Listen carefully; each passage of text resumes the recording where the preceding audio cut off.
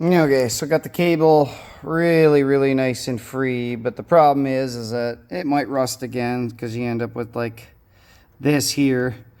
And so this is heat shrink, but this shrink has hot glue in it. Or glue, I don't know if it's truly hot glue, but this has waterproof glue inside. So I'll cut out the bad area so it's not so stiff here.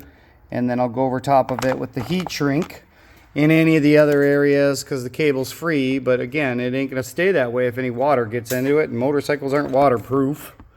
So a couple of other cracked areas like that. And then just heat shrink over top of it. That way the lube stays in there and it don't rust again. I mean, it might, but these cables are hard to get a hold of. Like, I've bought so many of them for these Honda Expresses, and that's usually the problem is that the lengths don't turn out right. And if you've got one with manual choke, then you get the one with the manual choke. Otherwise, where'd the other one go? That one, which is the auto, this one has, oh no, this one got switched to the manual choke carb, and this is how they left it, was just a wire to pull the choke because the cables don't fit. So just kind of making do with what I can. If I can get the cables freed up, that's how I repair them, is just heat shrink them, lube them. If you don't have one of these, buy one. If you do anything with a cable, these Motion Pro cable lubers, amazing. Used to have the older one, the one that's like, let's see, yeah, this kind. I mean, these work, don't get me wrong, that they do work, but they leak like crazy. And what they do fit and don't fit, because that's stepped down inside that hole. So depending on, you know, how thick the cable is depending on how that is. But then depending on the end, the ball end or the cylinder end of the cable, depends on how much that thing sticks out. Just not as easy, not as efficient as that guy. That is probably one of the best tools ever. So this bike hasn't even ran, haven't even heard it run yet. Tank needs lined, oil tank needs lined. Obviously the oil just bled completely into the carb. Just want to hear it pop, want to hear it fire. I mean, we've got some extremely corroded points. So with points, typically before I buy new points, when I'm just trying to see if this thing runs and it's worth it, what I use on the points, since the points are so hard, is I face it on this. This is a diamond cupped wheel for doing all the carbide bit sharpening. So that's a diamond cup, and boy, this thing will just eat a set of points and just make them perfectly flat. So I use that to dress the points and of course gap and time it, you know, after. But that really cleans up the points. I don't like using sandpaper because sandpaper creates all the gouges in there, and that's where it's going to carbon up. As that spark happens, it's there's a term for it, and I'm not going to say that I know what it is, but when that spark jumps through the air, I think it's ionizing air, or I don't 100% know what they would call it. Somebody out there would know. But when that air gets zapped, it actually leaves carbon behind on the points, and you use sandpaper to sand them. Yes, they'll work, but the problem with that is that they get corroded faster. Not corroded. Well, yes and no. A highly polished surface doesn't corrode as much as a less polished or scratched surface. And the big point about points when you have a condenser is these things need to go to ground immediately, so the field collapses, so that you get a oscillation of current, which will charge the primary wrappings in the coil and actually deliver spark. If these go to ground slowly instead of instantaneously, you may not get spark. So points, you know, obviously buy a new set of points if you can get them. Sometimes on these old ones you can't, but I do what I can till I know the thing is worth putting money into and, you know, running. Not that points are expensive, but just trying to limit what we're doing. So got a lot of stuff. Still the Moto Guzzi in here. Got the Yamaha 490. That's blown up. Somebody did some some damage. I don't think it ran for very long. You ain't gonna be able to see up there, but thing's toast. That guy's in the works. The Cowie, that's done. That's ready to go. Working on the RD. Gonna clean the carbs. Gonna hear it pop. Tank's rusted as usual. Really clean bike. I mean, that thing is clean, original clean. I mean, those are, I don't even know the period of those tires. A little bit of weather checks, but I'm surprised this thing is unmolested. You can tell probably nobody's split the case on it at all. Everything looks good. You know, no paint flaking around the anything. It looks like nothing has been off of this bike in a very long time. I don't want you to see the plates. Plates are current. They're Pioneer plates, so there's that. GT550, that's done, ready to go. Airbox, excuse me, got to get airbox covers. We could only find one for now. And then air filters, which aren't a big deal, but this guy is, he's ready.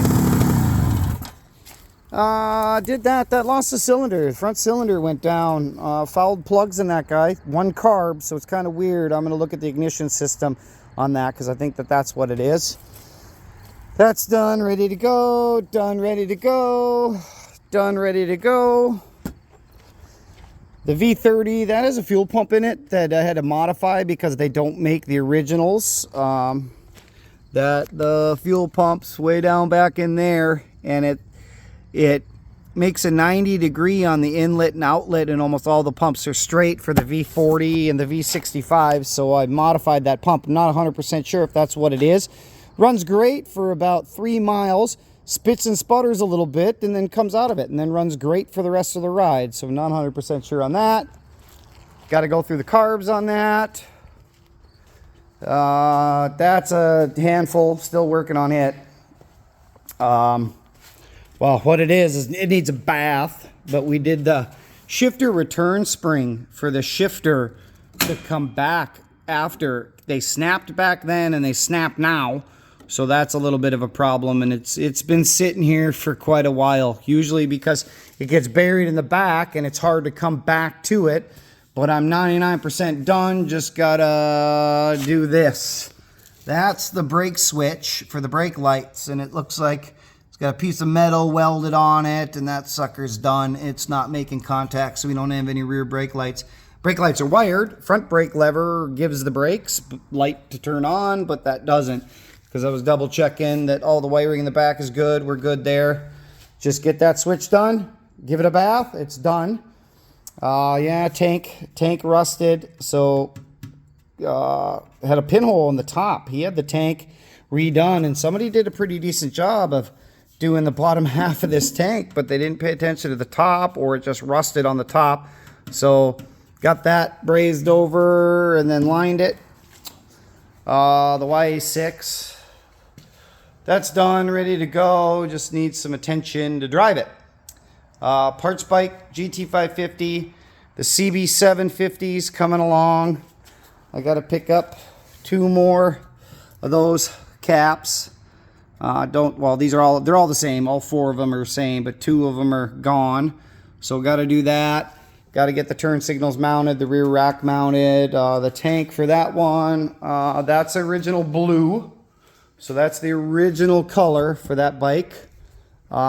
Could have went with a white one, though that's not original for any of the bikes. That's not the original color. I don't even know what color this tank was originally. I didn't check the VIN number on that one, so got to do that. Got to get the turn signals mounted. Need new clutch. Need a new throttle. I got another set of gauges. I mean, I like the patina, but I got some better ones. I got a better fender. I got fork seals coming. I got to go through the brake system again. It works, but it's a little spongy.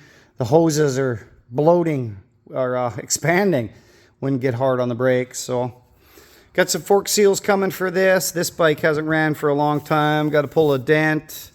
Got to build another cluster for that.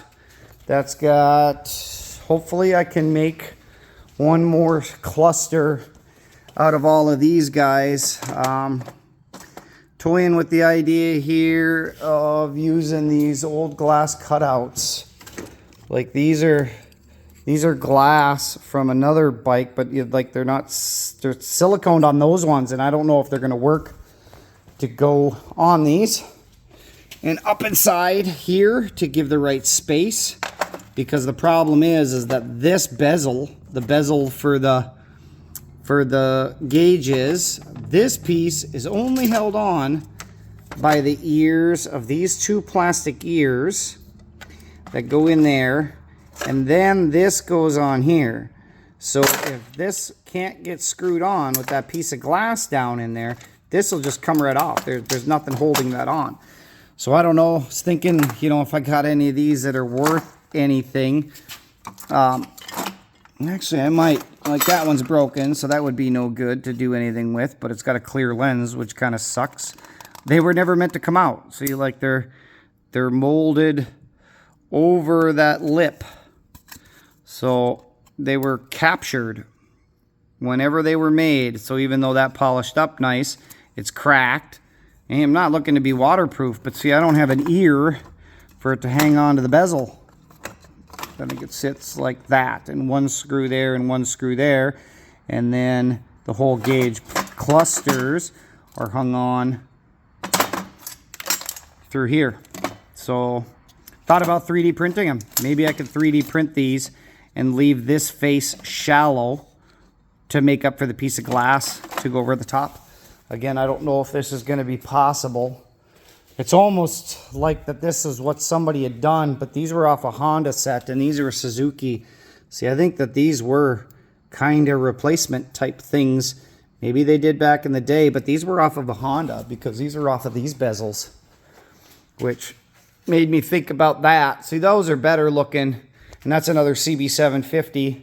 She's a little dilapidated, but gotta love the 700-pound chrome. That thing is 1/8 inch thick. I mean, look at that. That thing is absolutely solid for a sissy bar on that thing. And that's 70s period correct. I don't think I'm going to run that thing on it, but you never know. 400. I don't know what I'm going to do with the 400. It might get a 350 engine. Of course, the 350s are so much easier to do. That's the way I got it, looking like that. I haven't touched it at all. I don't even know how the tank's going to clean up. Like that actually might polish out. I don't know. We'll see what that looks like in the end. Might just do a normal 350 and put a 350 in it. At least it's the 400 with the rear disc and the mags, which is really nice. I don't even know what year this one is. I think it's a 76 or 77, I think. Not doing anything with that. That's a CB550. Not really doing anything with that. That's junk. Starter clutch is shot in it. Parts moped, parts moped. The old Roadmaster. That engine does run, but the rest of it's so shot, I don't even know if it's worth it. Got crank bearings and a new top end for that guy. Kind of piecing that together. The Rivia, and this guy laying right here is actually a Raz. And oddly enough, when I built that engine right there and did the top end on it because it was blown up, well, no title. That guy had a blown top end, and I bought that from Italy. Sorry, bought that top end right there from Italy. And the reed cases are different, though they say it fits this bike, but it doesn't. Oddly enough, I'm putting all this stuff and reorganizing just to get ready for the winter, and I put that bike next to those bikes, and I go, they're the same bike. Even though that's a Raz from 1995, and that's a Rivia, they're both Yamahas, but these parts are almost identical, if not identical. I don't know how parts never came up with that. So now when I look that bike up for the Raz as a Rivia, yeah, I find all the parts I need, which is funny. Let's see here. That's 100 blown top end. She's roasted on the top, and the rod is done. The rod's done on this guy, and the crank bearings are done. It's complete, but I don't know if we're gonna spend the money to do that. Parts bike. That is same guy who owns the red one right there. That's the V30. That's a V45. That's a V45. This is the last one. We took a whole bunch of parts off of this thing to make 4 other ones run. I think it's 4 other ones. And then that was the parts bike, and he ended up getting the title for it. So now we're taking everything about everything we can, primarily that bike right there, everything I can off of that, with all the other parts. That's all V45 parts that are good or in good enough condition to make one more, that one, because he's got the title. But that's fork seals, brake work, carb work. That tank's rusted. That tank's rusted. I got new tires put on it. Biggest snag was exhaust. The muffler packs were just rotted out. And then the big one, this is what that fuel pump looked like on that other one. But these sizes, sorry, the sizes are different on this pump. And this pump isn't even close, but the overall height is too big to get it snuck in down here on the 30. But on the 45s, it's back in here and they're straight. So I was trying to modify that to work with the 30 and everything. But so this is a pony tank. This is actually the fuel tank. And that's why they need a pump, is because there's hoses that go right there from this tank down to the pony tank. And since the pony tank's bottom is right here and the carbs are here, we have to pump it uphill to get up to here. So as always, rust in the pony tank, which everything here, everything here, everything here. Shocks can stay on, rear, or no, shocks can't stay on. Shocks got to come off so the rear can drop, so I can take off everything here to get the little pony tank out. And then line the 2 fuel tanks and get it done. Got to go through a brake master. Again, fork seals, all the brakes are locked up. Key, I think we stole this for the backside of the ignition switch, thus the reason all this stuff is off. So yeah, put it back together. We stole the stator out of it. We stole the starter out of it, so I had to get another stator and a starter to go in there. So that's all new inside of there. And then, yeah, start picking away at it. I think that's about it. Well, that's the GT550. Never even talked about that. That's the same triple 2-stroke with a Katana front and rear end. And I'm going to try to... This is a CB... I think this is a 02 or 03 CBR 1000RR. I'm going to try to get that tail mounted on there, but it's all relative to what fuel tank I'm going to run on it. The fuel tank is technically, that bike is this bike and that bike. So that's the tank that belongs on that bike. And so all of the front end parts are off a bike that looks like this. This is bent. This is all pinched in and modified, but the rear swing arm and the front suspension off of that bike, a bike just like that, is now what's modified onto here. And so I got to build the tail section. I got to build some footrests, you know, foot pegs. The original foot pegs would have been right off of here, but it's going to be weird for sitting when I'm so far back. I want to do a rear set about back here, somewhere in this area here. So got to build those out. And then the factory exhaust isn't going to work. So these are, I don't think these are period correct, but these are JR Powers. And they are rotted. So got to do a little bit of patchwork. They're stainless, so I think I'm just going to header wrap them so that I can just put a patch over top of this so that it's structurally sound because it's so thin. And just do it that way, I think. Well, that's about it. That's about the lineup. All those are all parts bikes. Not really care too much about them, except for that one. That one I got a title for. It's an XJ 1100. Oh, I got a title for that too. That one's going to get worked on. Otherwise, these are all just parts bikes, maybe going in the works. I got one of these I'm restoring. This is the Catalina. The Big Bear Catalina, technically not a Big Bear. That's a Big Bear, and the difference was the high pipes. The pipes that went high like that instead of the Catalina version, which had the downswept.